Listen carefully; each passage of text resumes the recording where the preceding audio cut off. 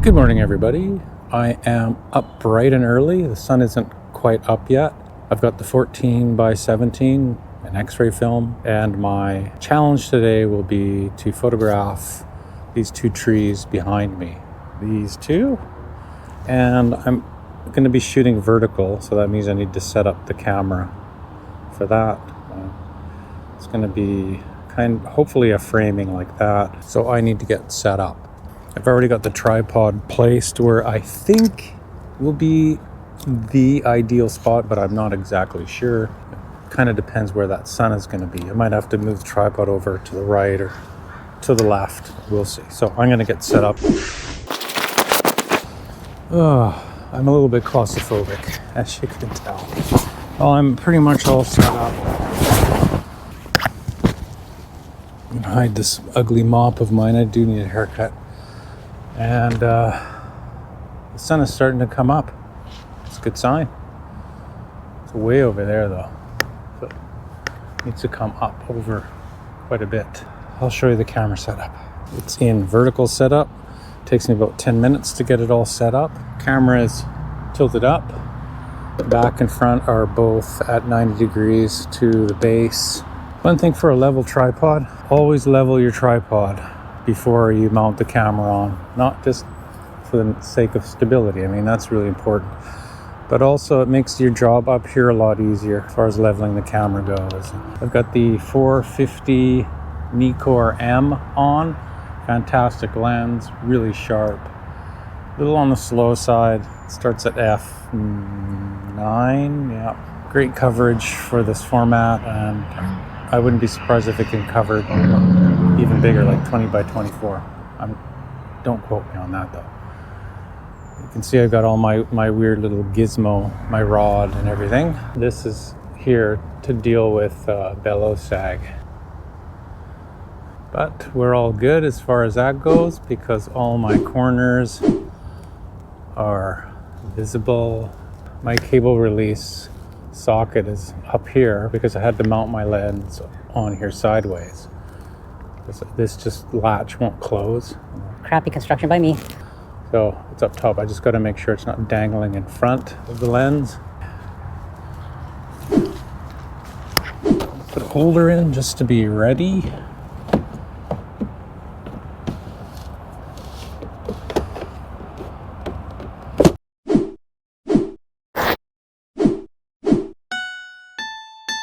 And I'm using Fujifilm. So I usually expose that at an EI of 80. EI of 80 seems to give me decent shadow detail. I'm probably going to be running into reciprocity territory, so I have to make sure that I give enough compensation. Otherwise, my shadows will be empty. I do want my trees, like that V-shaped tree and the tree that's next to it, I would like them to be dark, so I'll probably place them low on the scale. So if I take a reading, the base of the V tree, 4 seconds at 11 1/3. And this tree that's closer to us on the right is about 1/3 stop darker. So I may be basing my exposure on that tree to the right. 4 seconds at f11. So I'm gonna put my settings on the camera and I'll keep an eye on the light and I'll adjust accordingly. At least I got everything here. I can see the shutter speeds and the apertures. So I'm going to be in T mode and f11. And I'm going to put that on zone 3.5 probably. Yeah. 5, 4, 3.5. That puts me at 16.5. The light's coming. So that's 4 seconds, and to f22.5 is 8 seconds. 32.5 is 16 seconds. And I know from the other day that reciprocity will bump it up to 48 seconds. You know, there's some vehicle over there with a light on. That is going to be a problem. Hopefully it's gone. If not, I'm going to have to shift over.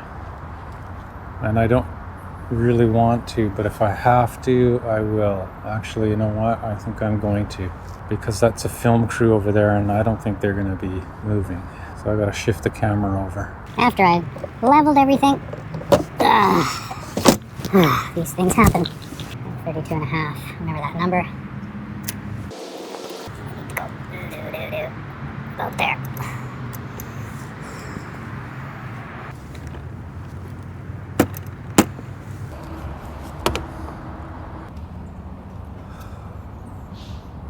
There.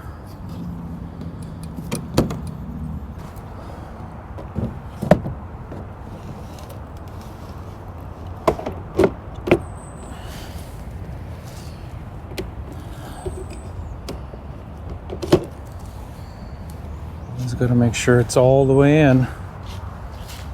Close the shutter.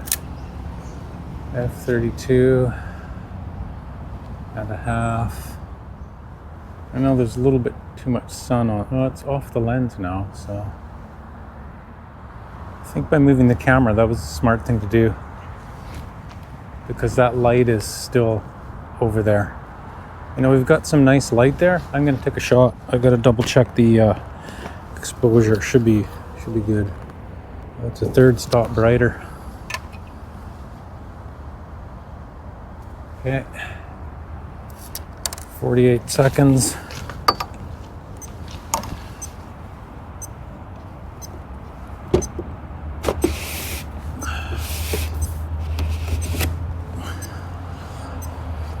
Stand on this side. 2, 1. Can I stand on this side? 2, 1, 0. 1, 3, 4. 20, 40. Yeah.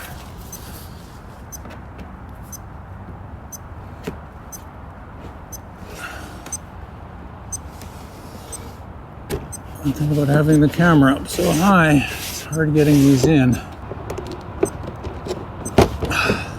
and out.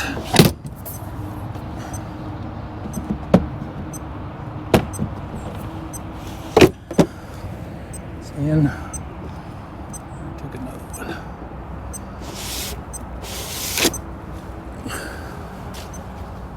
Cock the shutter.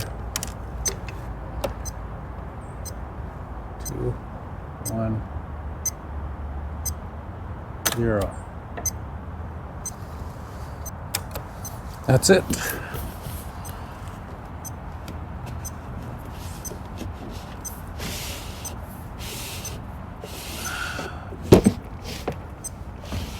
Oh boy. Oh. I would say that worked out quite well. Better than I expected. I think I lucked out. I've got some unexpected light on those branches facing me, which is kind of nice. And I do have a little bit of shadow casted on the ground from that tree. I was hoping for more. If I waited an hour, the sun's going to be over more. It could be right in the lens, hitting the lens, and I don't want that. All right, I'm going to pack up now. And you guys know the drill. I'm gonna go home, have breakfast, so I'm starving. And then I'm going to hit the dark room and get developing. See you guys in the dark room.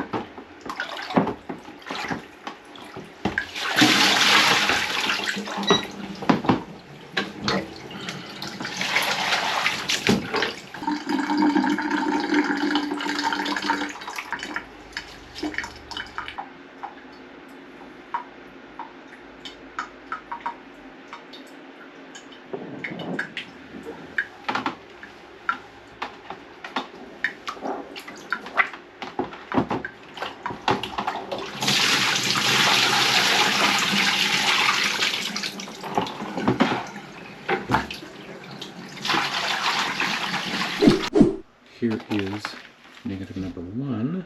Looks pretty good. First thing we look for is any vignetting in the corners. I've been very careful about that in the field, so I'm not seeing it in the darker. Thank you. So I've already checked this with the densitometer, and my base fog is 0.21, my Dmax is 1.74, Dmin is 0.33. It gives me a density range of 1.41. Negative number 2, I developed it for a minute longer, and its density range is a little bit shorter, so all I can think what happened was the light fell a little bit during the exposure, perhaps, maybe. The base fog is 0.22. Dmax is 1.69. It's 1.74 here with the 6-minute. Dmin 0.30. Dmin here is 0.33, almost the same.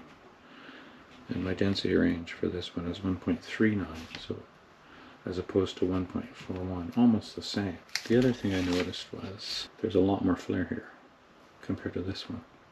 This one's cleaner, so the sun must have moved maybe more into view. It's not in the shot, it's still in behind that I can tell. So we've got a little bit more flare happening here.